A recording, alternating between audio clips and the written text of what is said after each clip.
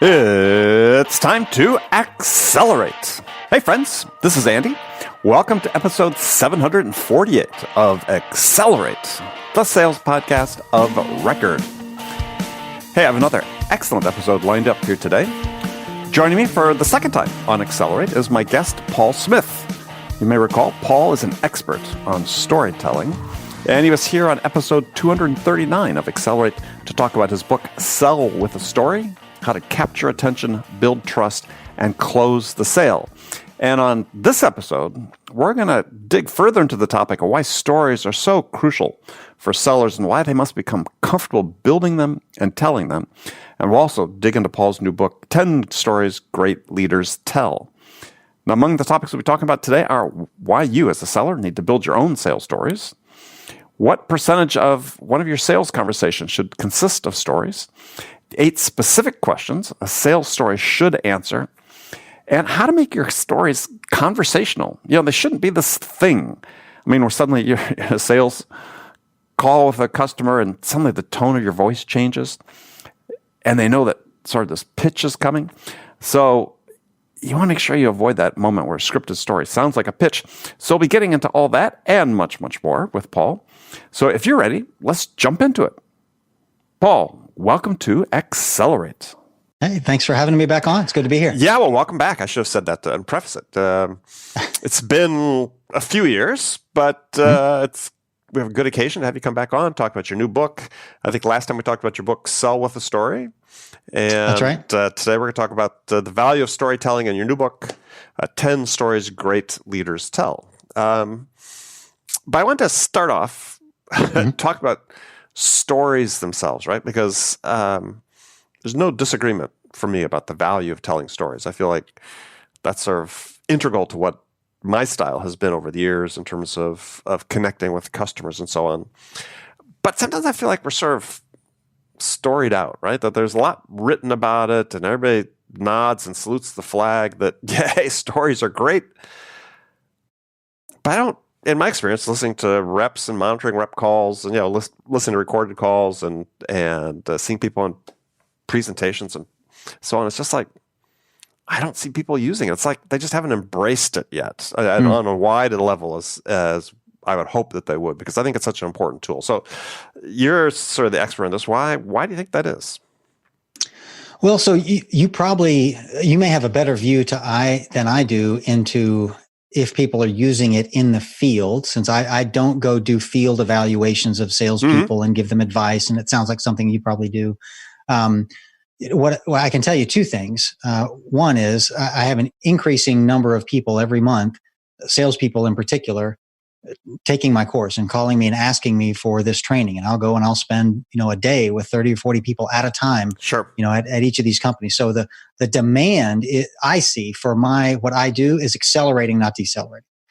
The second thing I think I would... Yeah, and I'm not questioning that at all. It's just, I think there's that gap between, okay, now we've trained it. Now are they using it? Right. Right. You're right.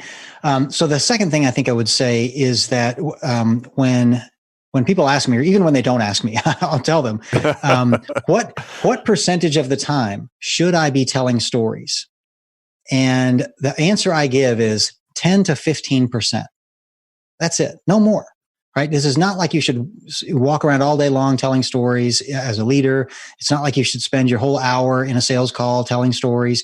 So if you do that math, if you had a 1-hour sales call with somebody, that's 6 to 9 minutes that you're telling stories. And these stories should be 2 or 3 minutes long. So on average, in a 1-hour conversation, you might tell 2 or 3 3-minute stories. That's it. The rest of the time, you're just having a conversation. You're going through your sales pitch. You're doing discovery. You're building rapport. You're doing all the things that you normally do. So it's not like, you should evaluate somebody and go, oh, I don't recall you telling stories the whole time. You shouldn't. It should be a minority of the time. And that you may go a whole hour without telling a story. So I think I want to set your expectations for it. Ought to be a very small minority of the time that they're actually using storytelling. But I personally think that's going to be some of the most powerful part of their time in front of a prospect, is that 6 to 9 minutes out of that hour, maybe. Yeah, well, I think that's one of the the things that be great to get into it in more detail here is because I think that, again, from my conversations I have with people, is that stories are this thing, right? I mean, it's like, I'm trying to remember this joke I'm supposed to tell, right? And they think of stories as not being contextual necessarily, right? But they're these standalone things. I need to remember these stories, and I need to summon them at the right time, as opposed to saying, yeah, this sort of happens in the flow of conversation, and yeah, I've got this repertoire, if you will, of stories that are contextual at this point in time, and yeah, I'm going to use them conversationally as opposed to, okay, now I'm telling my story. Here's my setup. It's almost like a comedian, delivering a setup and a punchline. And I think, to me, that seems what holds people back, because it becomes this thing to them as opposed to just an integral part of what they're doing. Yes, that's a very good observation. I have a few responses to that. One is you nailed it when you said it's almost like a joke. And those are the people that I know either haven't been to my class or they weren't listening, because I get this phone call all the time or an email, and it's like, hey, Paul, I've got a big presentation next week or a big pitch or something. You got any new stories I can tell? I bang my head on the keyboard, because it's like, these aren't jokes. That's not how this works. I don't know who you are, who your client is, what you're selling, what your goal. Like, how on earth could I choose? That would be like saying, hey, you got any good sales pitches I could use? Well, of course not. Like, right? It just doesn't work that way. So when people think about it that way, it's clear that they really don't know what this is, right? The second thing I'd say is the story should sound conversational, like you said. And what that means is they should come out in two different ways. One is they ought to be some of them should be a planned part of the conversation, just like your sales pitch is, right? You go into a sales call with, I've got these 7 points I'm trying to make over the course of my time, right? The story should be part of that plan. Only 10 to 15% of the words would be in the form of a story, but they ought to be a planned part. Like, when I get to this part of my sales pitch, I need to give an example of when we've done a really good job for a customer before. Right. Well, that's story number 17. That's my customer success story. I'm going to tell it at that moment. So it's a planned part of the conversation. And the tone of your voice shouldn't change at all when you get to that. Just like it doesn't change when you get to step 4, 5, 6, 7, 8 on your sales pitch. You're just continuing the conversation. So it shouldn't be this thing that you jump out of character and go into, and then, no, now I'm back into my sales pitch. Oh, but now I'm telling a story. Like, no, it should come out, right? The second way should be extemporaneous, when somebody asks you a question, or somehow the conversation turns to a place that you didn't expect it to. And that's when you need a repertoire of stories to draw on the right one to answer that question that came up. And again, maybe 90% of the time, that a question will be answered just with a fact, but 10 to 15% of the time, you'll have the right story to answer that question. And then you ought to just tell the story. But again, it ought to just be just as conversational as the conversation you and I are having now. In fact, I tell people, if people can tell that the tone of your voice has changed, you're doing it wrong. And I know people are doing this, because when I was doing the research for the book and I was interviewing professional buyers, right, procurement managers, right, I asked them, how is it that you know, or here's the question. What is it that makes a sales pitch sound like a sales pitch? And almost all of them gave me the same answer. It was when the tone of the conversation changes from conversational and extemporaneous to something that sounds scripted and memorized. Yeah. So good salespeople don't have a scripted and memorized sales pitch, or it doesn't sound like it's scripted and memorized, because they're good at telling it. But if they're not very good at the story and they've scripted and memorized it, it's going to come out like this other thing that is written in a brochure. And that's when the buyer knows that the sales pitch is on. And that's when the hair on the back of their neck stands up and they get really defensive. And like, you don't want to create that reaction in your buyer, right? Right. So part of what it sounds like, what you're saying, and this is because I was thinking about this as I was preparing for our conversation today, and thinking back sort of, how I sort of approach it, is that you think about story not necessarily as, at least I don't, as, hey, here's this, as you point, a scripted 2-minute thing. It's just that I have these experiences, or I know about these experiences of which there are certain elements. And when I reach that time where I think it'd be great to illustrate, hey, what we've done for a similar type customer, similar type problems, yeah, I now have a framework on how to structure these things I know and bring them together in a way that makes sense, right? As opposed to, okay, my fear is like, when we see books with, X number of stories every salesperson should know, it's like they think, oh, I got to memorize X number of things. And it's like, no, you need to know that here's a way to relate this information you probably already know. Right.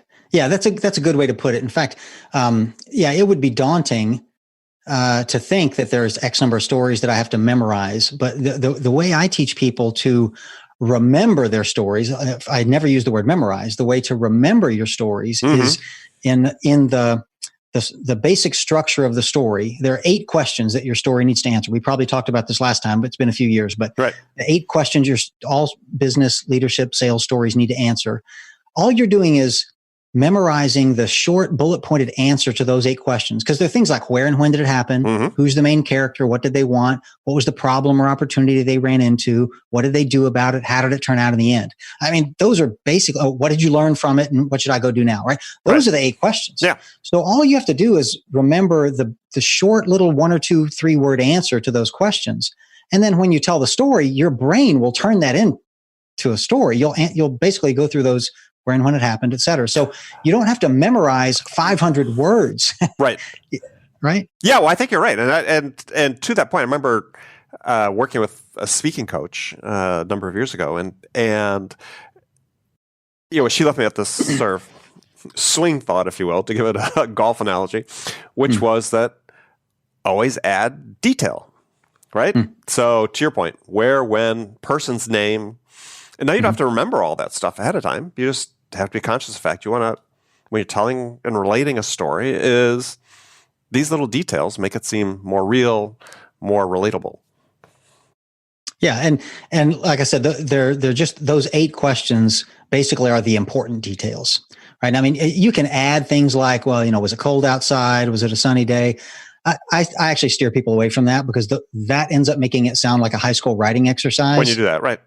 Right. You don't. So that's why I focus on these 8 things. Those are the important details. Yeah. Well, the details you talk about is a sunny day and so on. If you're giving a public talk, that's one thing, right? But if you're in a conversation with somebody, it was a cold and rainy night when we did that. Right. My eyes are already rolling in the back of my head. Right. Yeah. That's the worst way to start a story ever. So I have a theory about stories. It'd be interesting to run it by you, because this is what my experience has been, is that I found that I've used stories to tell the buyer's story, and that they're all parts of this construction process. That what I'm trying to do is I'm trying to create this buying vision, this vision story for the buyer, right? What's it going to be like when they achieve their outcomes they want to achieve? And I remember reading a long time ago this quote from John Steinbeck, which you may have seen. He said, if a story is not about the hearer, he will not listen. The strange and foreign is not interesting, only the deeply personal and familiar. And so, I've read a long time ago, I thought about that and said, well, what I'm trying to do is use my stories to build the buyer's story, right? Because this is ultimately, they need to know what their story is in order to say, this is what we want to do. Right, and this is who we want to do it with. Does that make sense to you? It does. However, I don't think every story can achieve that, nor should it. Imagine every story you ever told the buyer was about the buyer. It's not. But they understand the context, right? That adds to them as a building block to building their story. Right. Yeah. So you might tell a story about another client of yours, another customer of yours that is similar to them, right? And they can see themselves in the same situation. Well, so the story isn't about them, but they can see how it very directly applies to them, and how, look, this is another company that worked with us, and here was their problem, and here was the outcome, and they're thinking, ooh, I have that problem, and I would love that outcome. Right. And so you think back to the Steinbeck context, is to them, you're telling a story about a similar customer, that's right. personal and familiar to them, right? So Yes. they bring that in. That's a building block in their vision story. And so I look at the purpose of me telling stories is to help them build their own story, right? About what it's going to be like to use your solution to achieve the outcomes they want to achieve. And if you're telling stories that don't help them build that, then maybe the wrong stories. Yes. Yeah, I think I would agree with that. That makes sense. Mm-hmm. Oh, good. I'm not crazy. Perfect. No, not at all. Score 1 for me today. Yeah, because I think that people, and we sort of touched this before, they think of stories as sort of performance art rather than... Oh, yeah. And that's so intimidating. In fact, I tell people, explicitly don't think of it that way. In fact, none of us are, most of my clients are not actors and professional speakers, right? They're salespeople, right?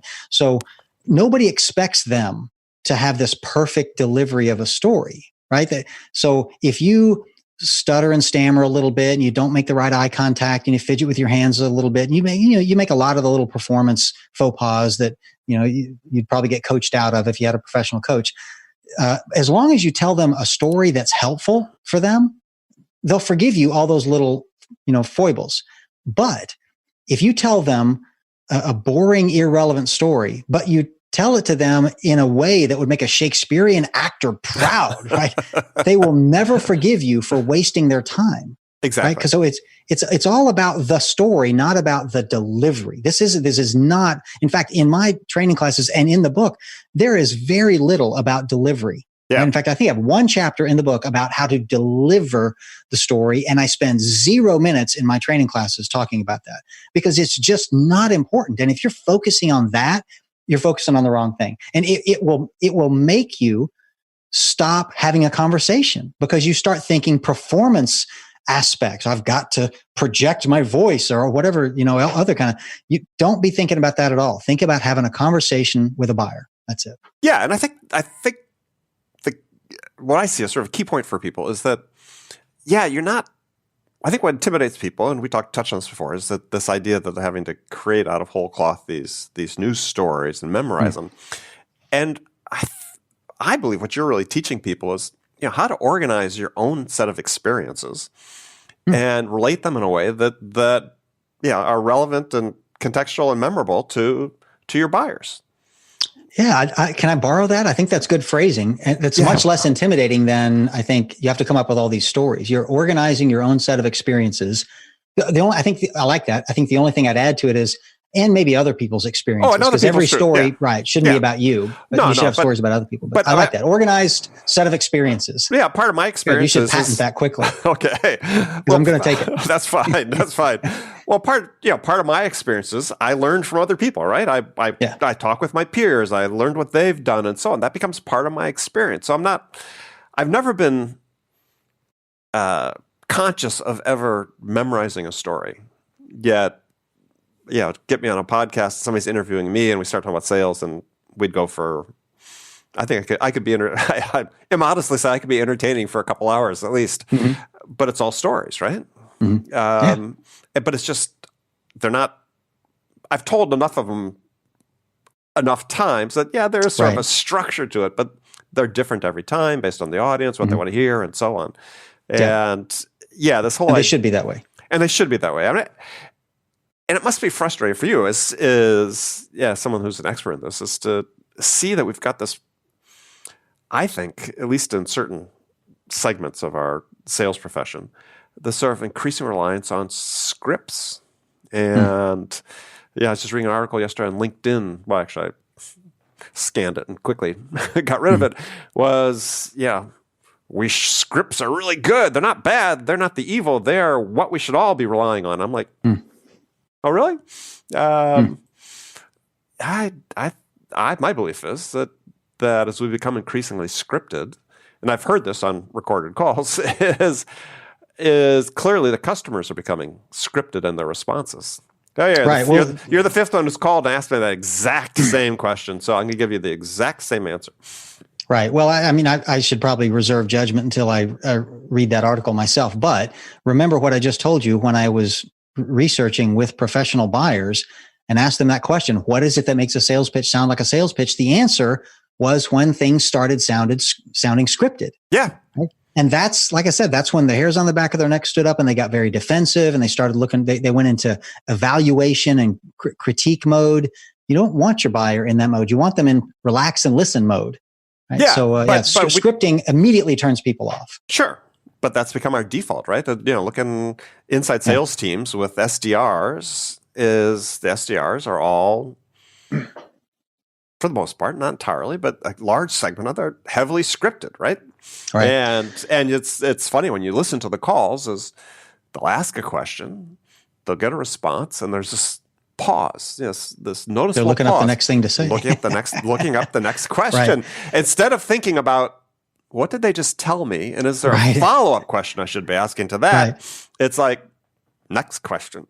And that's one of the benefits of storytelling is that it gets your audience, it gets you and your audience off of a script, right? That's even if it was a story you planned to tell, it still feels off script. In fact, think of it like when you're in college and you're sitting there taking notes, the professor's at the board writing all these formulas, and you're madly writing everything down, and then he or she turns around and just like gives you an example or an anecdote or illustrates it with a little story or something. Like, what do the students do? They put their pencil down, they lean back in their chair, and they just listen because, well, this isn't going to be on the test, right? It's just a story, right? It has that same effect on grownups too, right? It's, well, this isn't going to be on the test. I don't have to be evaluating and poking holes in this. I can just relax and listen. And that's what you want your buyer to do at least every once in a while, right? Yeah. Well, it's interesting you brought that up with a university professor, because I remember I had a professor and I was thinking about this not that long ago. It's something I was writing. And I subconsciously, as I was reevaluating, I was like, oh yeah, I've actually, that's really stuck with me. I've been using this technique for my entire careers. Yes, he would stop the lecture, he'd be making a point, and he'd say, well, let's just take a second and imagine, if you will, that you're in, right? And he's setting the scene, put you into the picture. And to your point, we all stop, we all listen. And it's such, again, we start building our own stories then, right? We start thinking about this. And then that probably became the most important, most impactful learning moment for you during that lecture. And it was probably 5 or 10% of the lecture, right? Yeah. And I found as I look back in my sales career and so on, I was using that. I would stop conversations, say, well, take a second. So just imagine, and it's a powerful tool. And you use that then as a pretext for telling a story. Right. You got it. Yeah. Yeah. So my concern, sort of leading back to the beginning, and then we'll get to your book here, is that there's things we do, I think, inadvertently when people read about stories and so on that make it more complex. And it needs to be. Then it needs to be. And it could be as simple as we just talked about. It's just saying, well, just imagine for a second, put yourself in, and that opens the door, right? And then you, as I said, organize these experiences you had in a way that make it relatable to the buyer, and you're telling stories. You're having a conversation. Yeah, I'm writing that down right now. Okay. Organized experiences. Okay, that's fine. I'm here to help, Paul. Yeah, you're doing it. Thanks, man. Keep going. It's not just the audience; it's our guests as well that benefit. So, all right. So let's talk about your book. 10 stories great leaders tell. I was going to say 10 great stories leaders tell, but 10 stories great leaders. It'd probably work both ways. Yeah. But I like it the way you have it. So I love these, and I think, they're good. I see it as sort of like cultural touchstones, right? As an organization, which make them so important because, especially in smaller organizations, startups, I've spent a good chunk of my career in. The successful ones were the ones that had this common foundation that were built out of these stories. And I'm not talking about, hey, we've two guys in a garage founder story, but things that you talk about that. A founding story is important, but it's not necessarily that one. So why don't you take us through sort of the highlights of stories, and then there's a couple I wanted to talk about in particular. Sure. Yeah. So, well, first of all, where I came up with these is, I've been trafficking in stories now for almost a decade. And you make it sound like illegal arms sales, or you're selling ivory. I guess it did. It did. Yeah. Okay. Let me say that differently. I've been working in organized experiences and cultural touchstones for a decade now. Okay. And so I wanted to start with, what are the stories that my clients most frequently ask me for help with? Because I wanted to know that these are real practical stories that I know leaders want. But I also wanted to make sure that these were stories that I think every functional leader could use. These are not just stories for salespeople or just for the CEO or just for the COO. I mean, every functional leader needs these. Yeah, you have a couple. Well, one specific sales stories, but others I think are quite relatable to sales. Yeah. Right. Yeah. So, but anyway, you want me to just give you the list, and we'll get the list out there and talk about them? Let's go. Yeah. So the first four kind of go together because they're about setting direction for the organization. So that's where we came from. So that's that founding story, but much better than the two guys in a garage story. We can talk about why that is later. Why we can't stay there. So that's a case for change story. Where we're going, which is a vision story, and how we're going to get there, which is a strategy story, right? Because strategy is about how to get from where you are now to where you want to be. Right. So that's the first four. The second four are more about who we are as an organization. So that's what we believe. So that's a corporate value story. Who we serve. So that's a customer story, a story about the customer. So our colleagues can have a visceral human understanding of who we're really working for. What we do for our customers. So that's kind of a classical sales story or customer success story. And then number 8 is how we're different from our competitors. So I call that a marketing story because usually marketing's job is differentiating yourself from your competitors. So that gets us through 8. The last 2 kind of go together as well, but they're more about more personal to you, the leader. So number 9 is why I lead the way I do, a personal leadership philosophy story. And number 10 is why you should want to work here. You being whoever you're talking to, right? Because every leader's job is getting talented people to come in to the organization, not just HR or recruiting or whatever. Every leader needs to do that. So those are the 10 I came up with. And essentially, as you know now, the book's got one example of each of them and then some tips for how to find and craft your own. Yeah. Well, let's start the end. Okay. Because I think that's, as you said, these are not just for CEOs. This is for anybody that's in a leadership position. You could be a frontline sales manager. You could be whatever, right? A supervisor in accounting, but it's you have to understand what that story is about, why you lead the way you do, and why you should want to work here. And I always harken back to this experience. As one startup I worked with, extremely successful CEO, but at the time was. Yeah, now they're a multi-billion-dollar company. Back then, we were nothing, and a couple handful of people in a room, and I was asking him this question, and he said, "Well, I want to build a company that I would want to work at." And I always thought, "Wow, that was a great story." Right? To me, is he just said, "I want to build a company that I would want to work at," and I think he's accomplished that from growing from where they are now to close to 10,000 employees maybe and multiple $1 billion in sales. It's like, yeah, he's done that, right? I mean, I'm sure it's not perfect. I worked there for 7 years. I haven't been there for a while, but it's like, yeah, because I know they've got, I had just run into him actually in the CEO, the founder in Hawaii a couple weeks ago. We had drinks and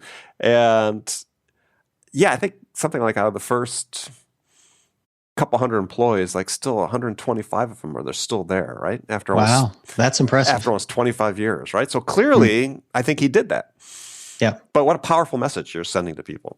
And I think of how often managers don't live up to that, right? Because if they ever stood back and said, "Would you want to work for you?"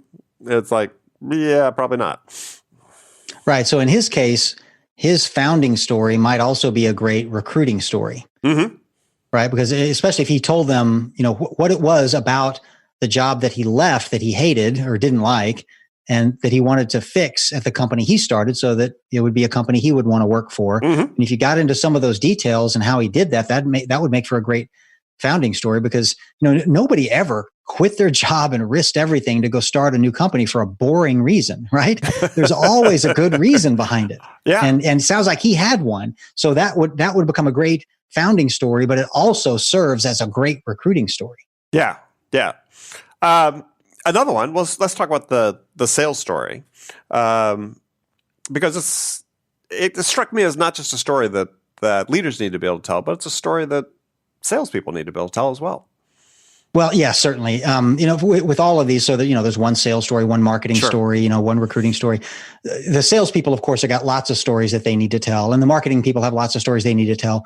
The HR people have lots of stories. But I think every leader at the company needs to be able to tell one good sales story. And they probably need to be able to tell one good marketing story and one good HR story. Hence this list of 10. Yeah. You can't be so functionally siloed that you only know about your discipline, right? You need to know a little bit about the others to be an effective leader.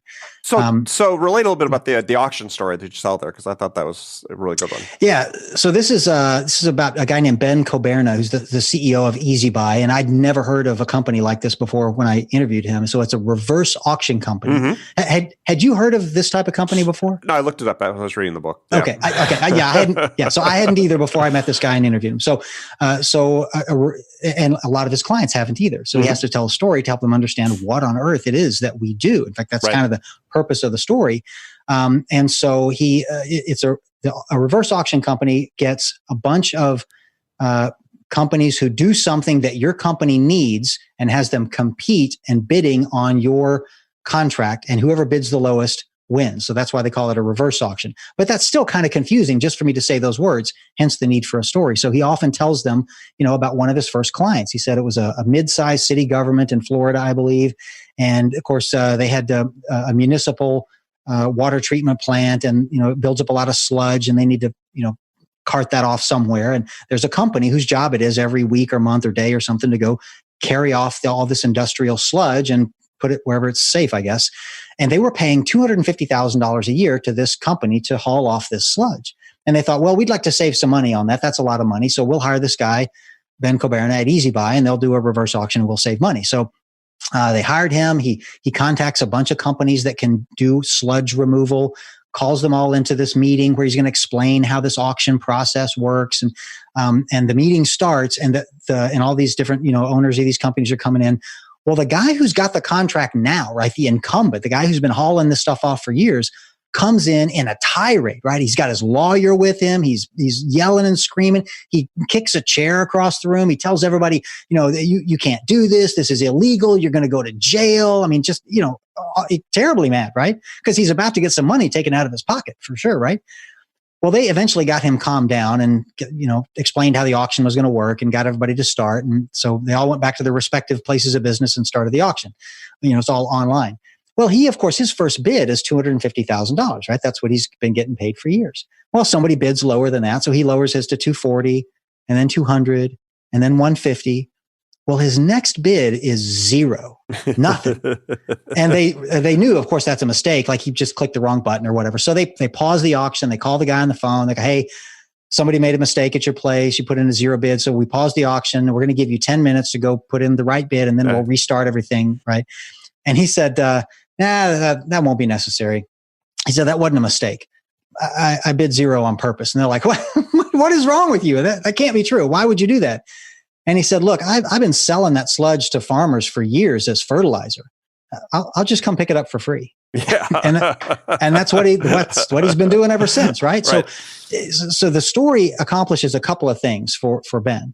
One is it explains in easy language what a reverse auction is, because that's a confusing concept. But now that you've heard the story, you know exactly what it is.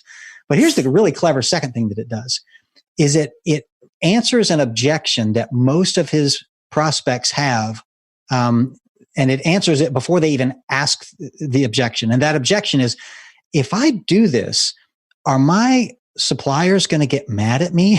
Like, this sounds like something they're going to get really mad about, right? And his answer is, well, yeah, they're all going to get pissed, but they're going to get pissed at me, not you. You're not even in the room. Mm-hmm. He kicked that chair at me. Right? My job is to protect you from all of that. All you get to do is save money.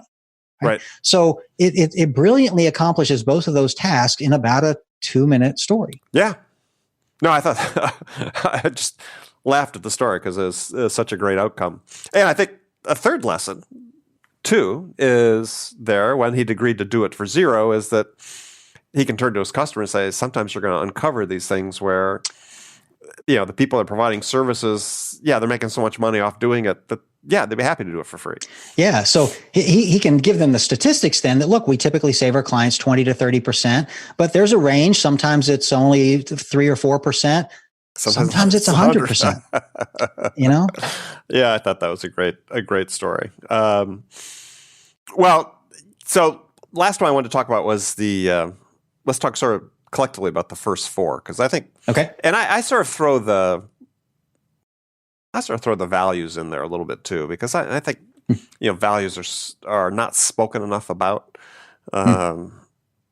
certainly in sales, because it is such a human to human business, and I think people when they form first impressions, perceptions of other people, that values certainly play into it more than we want to give credit for. But let's talk at least about those first 4, because I think if people understand that as an individual within an organization, you understand these things, it helps inform what you do in a way that makes you more powerful than if you didn't.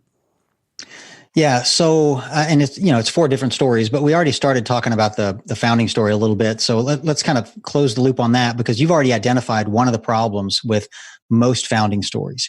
And it's that they almost all sound the same and they're terribly boring. It's, my company started 30 years ago with 2 guys in a basement with $300. And today we're on the Fortune 500 list and we're in 75 countries around the world. And aren't we awesome? Yay. Whatever. Like every large company started small. Right. By definition, right? They all started with 2 guys in the basement. Or 2 ladies in a basement or whatever, right? So telling the entire history of your company in 7 sentences is not inspiring to anyone, all right? Except for the person who did it, I suppose. The founding story should be about that critical moment where you decided to start the company because you were so frustrated with your 9-to-5 job or the way that, your company was currently doing things and you thought you could do it better, or you wanted to start a company that you would want to work for, or, it's that pivotal moment where you make that really risky decision to jump and go do something different, because that passion that founder had for that, making that decision and starting that company, you want everybody at your company to share that frustration and then the passion that follows to do it better.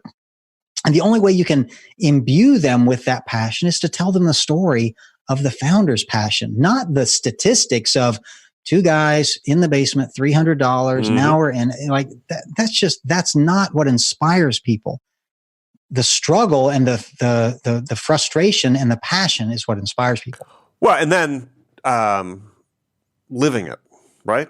I mean, I think that's the thing so often is you get this founding story and then they're not following through. The example I gave before, the gentleman said, wanted to build a company that he wanted to work for.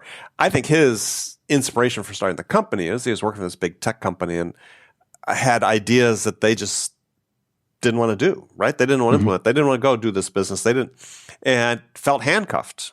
And what's the worst thing is you're supposed to be in an innovative company and they don't want to innovate and take risks. And so he built this company where, people they've grown by people taking risks. The people who are growing the business are not salespeople or business development people. They're engineers and other people with great ideas. And I think that's why they've retained people, right? Because, hey, we're going to create an environment and we're show it where risk taking is encouraged. And if you got the good idea, let's go do it. Right. Yeah. So I'll try and summarize a little bit of the next 3. Sure. A case for change story is typically a story about whoever it is that the change is going to benefit. So if you realize your company needs to go through some major change, clearly somebody stands to benefit from that, right? It's either going to be the employees, it's going to be your customers, it's going to be your shareholders, it's going to be the community, like somebody's got to benefit. Figure out who that is and tell a story about them. Like what's their frustration today and how's that going to be much better in the future after you go through this change? And that will inspire the organization to want to, because people want a human reason to do something, not, oh, well, our earnings per share will go up by 3 cents if we do this. Like, who's that going to inspire? No. Right? But if this is going to save Sally in accounts payable 7 hours a week that she's now going to get to spend with her kids, now you're talking about something that people can get inspired by, or this new drug is going to save, 1,000 lives a month, and here's Jenny, the first one it's going to save because she's waiting for it right now, The vision story and the strategy story are two that I find leaders find the most difficult to tell stories about. Interestingly, they're the ones that leaders often have the best understanding of already. Like any good leader in a company has a vision for what they want the company to be. And they can usually articulate that in a few words. And they almost always have a very clear strategy. They probably all got a strategy document that's, in 11-point font, and it's, got lots of bullet points and numbers, and it's really pretty format. And they vetted it through HR and through the, CFO, and, it's perfect, right? But that's not a strategy story. That's a strategy document. And that, and the vision sounds something like this. We want to be the fastest growing restaurant chain on the East Coast, or we want to be we want to make the world's quietest jet engine. Man, that's a great vision, right? I might call that a goal or a mission, but anyway, that's a great vision statement, but it's not a vision story because it's not a story at all. So a vision, so you have to start with having the vision statement. You have to have a vision, and you have to have strategy choices to start with, but then you need to tell stories about those things. So a vision story is a future story. It's like you started earlier. Imagine this. That's how all vision stories start. Imagine this. So this is 5 years into the future. Imagine it's going to be like this when we work. In fact, I think the example in the book is uses a magazine article written 5 years in the future about how our company became the most admired company in America or something. Actually, I think this is the strategy story. And you're looking back at how did you accomplish that? Right. And the vision story is a story about 5 years from now. What's it going to be like to work here? And why is that better than what it's like today? Because if it's not any better, why would I want to help you accomplish that vision? Right. So the vision story it's always got to be about, and the strategy story too. The heroes in the story have to be the people who work there, whom you're trying to convince to embrace this vision and help you accomplish it. Right. So then that's a story, not just a list on a document. Right. Which, just sort of in closing, as you can see where some of those stories become problematic for leaders, because we've built this cult around the hero CEO, and too many that fall into that trap, as opposed to saying, it's individuals that make this all happen, not the not the people at the top. So, all right, Paul, we've run out of time, but as always, it's been fabulous talking with you and great information. So how can people connect with you and learn more about your book? Yeah, thanks. Thanks again for having me on. So probably the best place is my website, leadwithastory.com. It's got links there to all the books and the training courses and all the stuff I'm up to. Okay. And they can connect with you through there too? Yep. Okay, perfect. All right. Paul Smith, thank you very much. Thank you. Cheers.